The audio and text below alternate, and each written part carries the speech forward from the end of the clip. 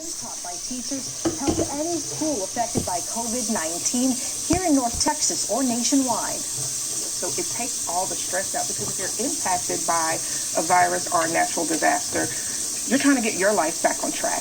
If coronavirus has hit your household, you're taking care of someone, and if you're well, you still want to teach your babies. And she plans to meet with Mansfield school officials to spread the word and again encourage more teachers to upload their own videos of subjects they teach. Live in the newsroom, Yona Gavino, NBC5. Yeah, good to think ahead. Sections of the town remain off limits due to high radiation levels. The latest government survey indicates that only 8% of the people evacuated from the town say they wish to return. Authorities decided to cancel Wednesday's national ceremony commemorating the disaster due to the coronavirus outbreak.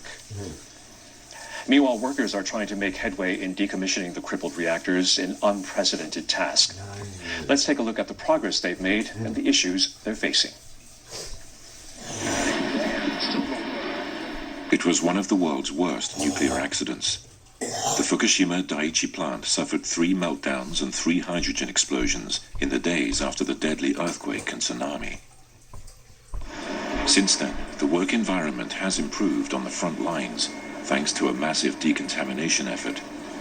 But many challenges still lie ahead.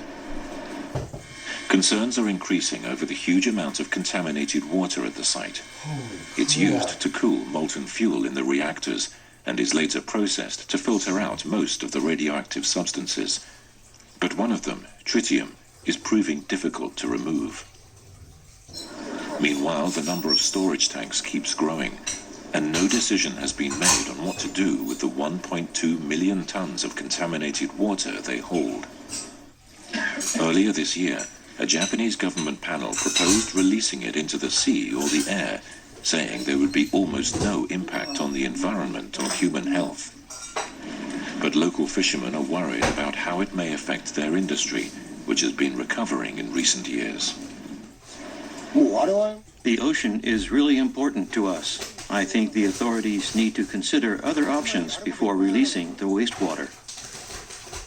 But the biggest challenge is how to remove the radioactive debris from inside the reactors, where radiation levels are still extremely high. The government and the plant's operator say that task is scheduled to get underway next year, with the whole decommissioning process taking another 3 to 4 decades. For some analysis on developments at the nuclear plant, our Ai Uchida spoke with NHK World Science correspondent Yoshiyuki Yamasaki. We've just seen that there are major hurdles involved with decommissioning these reactors. So all things considered, how well would you say that the work is going so far? Yes, well, the progress has been uneven. There has been a lot of headway made in some areas, but not in others.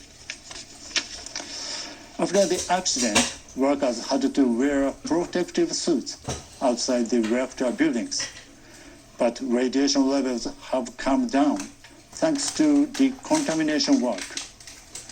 That involved removing radioactive ground surfaces like soil and coating them with special chemicals. Now workers can walk around almost the entire site without protective suits on, even without wearing face masks in some places. That does sound like significant progress, but let's also talk about the areas that hasn't seen so much progress, namely the melted fuel.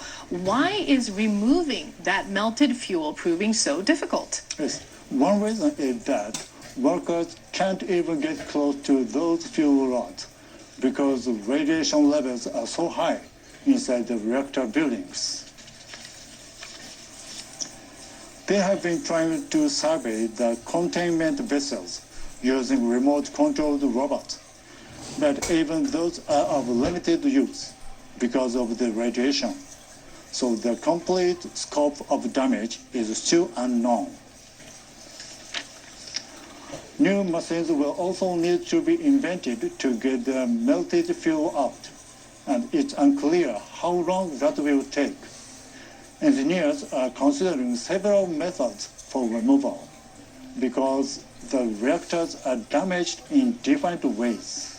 The fuel may need to be kept underwater during the operation for one reactor, while it could be exposed to the open air for another.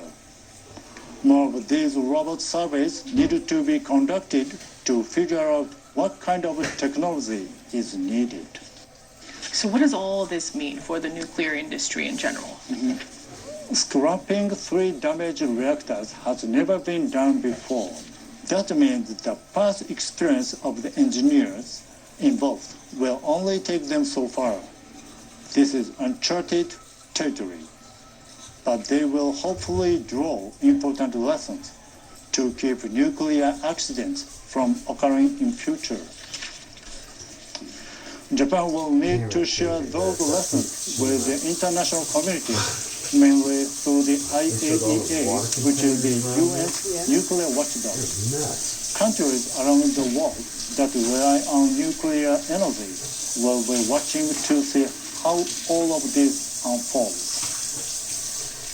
We have another story related to the nuclear disaster. A Japanese court has ordered the government and the operator of the Fukushima Daiichi nuclear plant to compensate evacuees, but plaintiffs say the amount of compensation doesn't go far enough.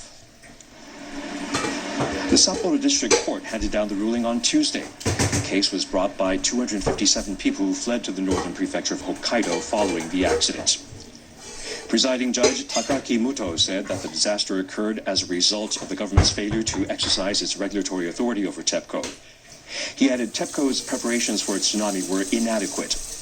The plaintiffs had asked for about $40 million in compensation for emotional suffering and damage to their livelihoods. But the court ruled that the state and operator will have to pay about $500,000 distributed among 89 plaintiffs. The plaintiff's leader said he appreciates the judge's acknowledgement of the state's responsibility, but also was disappointed.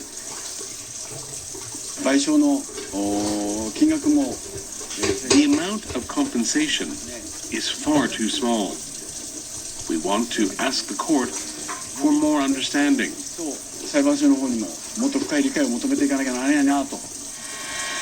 Evacuees have filed similar class action lawsuits nationwide. This is the 7th case in which a district court has found not just TEPCO, but also the government liable. As communities continue to deal with the aftermath of the disaster, some of the region's hardest hit areas are preparing to welcome the world's top athletes. And NHK has learned when the first pitch of the 2020 Olympics is thrown in Fukushima, a special guest could be in the stands. Showcasing reconstruction efforts is one of the goals of the 2020 Tokyo Olympics and Paralympics. It's something International Olympic Committee President Thomas Bach touched upon during preparatory visits to Japan. Now sources tell NHK that arrangements are being made for Bach himself to attend the first baseball game of the Olympics in Fukushima City this July. The prefecture will host some of the Olympic softball and baseball games, while another prefecture affected by the disaster, Miyagi, is home to one of Japan's Olympic soccer venues. The Olympic torch relay also aims to shine a light on reconstruction efforts, with the first leg starting on March 26th in Fukushima.